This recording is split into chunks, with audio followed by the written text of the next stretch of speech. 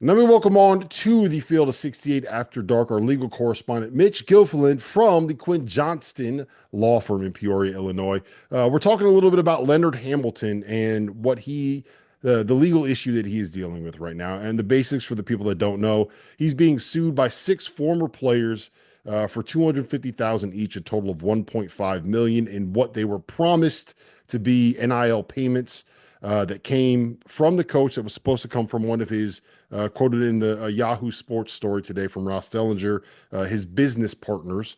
Unclear exactly what those business partners are or who they are. But Mitch, I wanted to pick your brain on this a little bit because you are the legal expert. I am not, according to every single person on social media who made that quite clear. So, what is the legal recourse here for players that were promised something that maybe didn't get a contract, that maybe didn't get something in writing? And how can you go about actually getting this money if you are a player that is in this situation?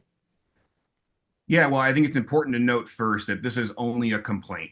Obviously, these are allegations, and Coach Hamilton has not had his say yet. And I can imagine he's going to fight back tremendously with his own answer and with his own potential motion to dismiss based on several strategic grounds that any lawyer that he hires is going to look into.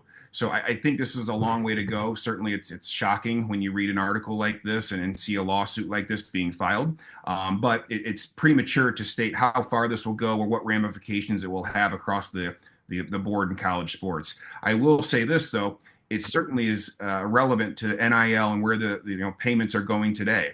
There's no dispute that these are pay-for-play type arrangements, pay-for-play type contracts, and this one appears to be no different. Again, these are allegations, and I'll be curious where this goes from here. Obviously, the case is going to undergo discovery. There's going to be sworn deposition testimony. There's going to be a lot of things unfold that we don't know yet to see how this ultimately plays out. If you are advising a player, is this the way that you go about getting this money? Because one of the things you're going to run into with some of these collectives and some of the NIL stuff is that a lot of the promises for payments are made before that actual money is in house. And so what they'll do is they'll try to raise that money throughout the year or find ways to generate revenue throughout the year. And if it doesn't come in, sometimes these collectives just kind of fold and disappear. So how do you, if you are an agent representing these players, or if you are a player trying to protect yourself, how would you do that?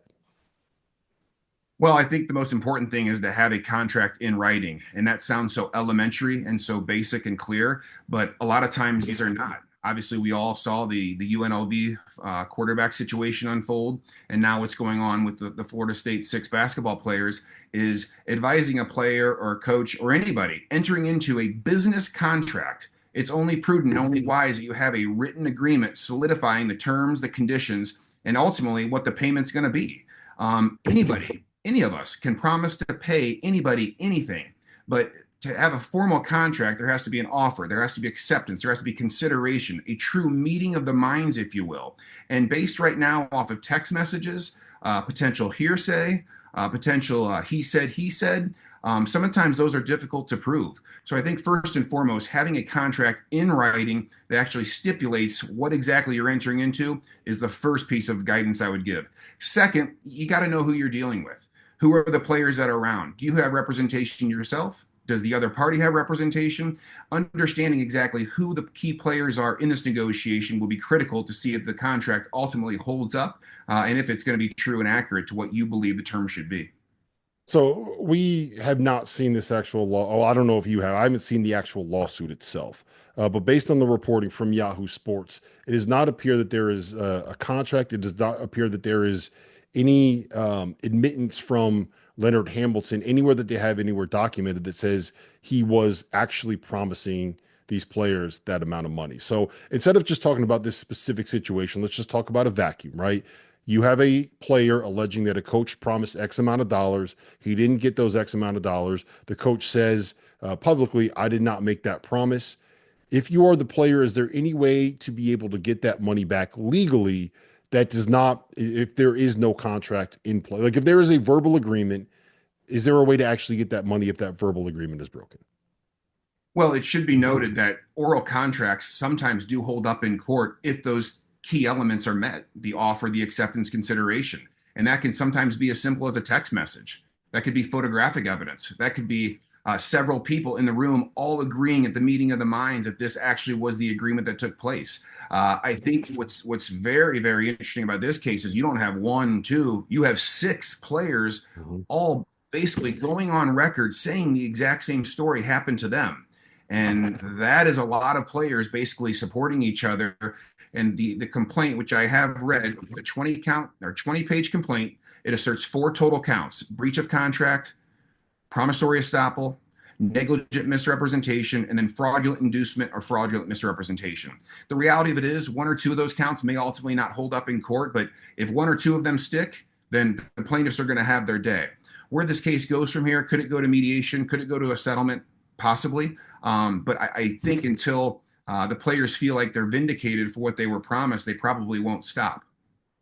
So what's the best case scenario here for the players? Are they going to be able to get that money back? Is this something where you're just fighting for a percentage of it? Is it something where this is them just kind of saying, look, we're going to make Hamilton, Leonard Hamilton didn't pay us, so we're going to try to make him look bad publicly and make sure that he doesn't get that next round of guys that get burned? What's the most likely outcome here in your mind? Maybe not specific. I don't want you to get too much into specifics just on this case, but like in this general situation.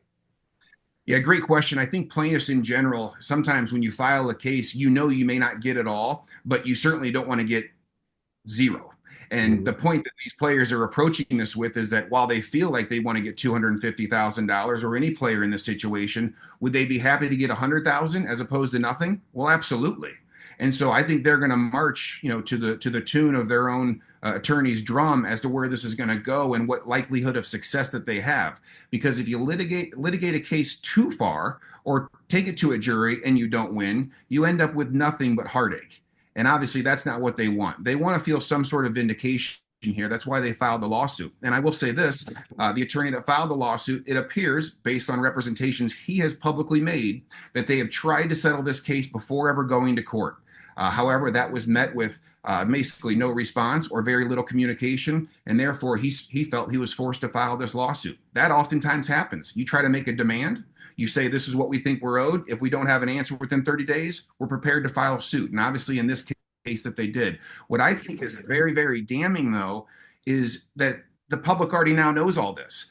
And in Mhm. the eyes of the public, the court of public opinion, sometimes you're guilty before you even had your day in court. And that's a sad reality of our justice system, that people can file lawsuits and have their word out before the other side even has a chance to blink.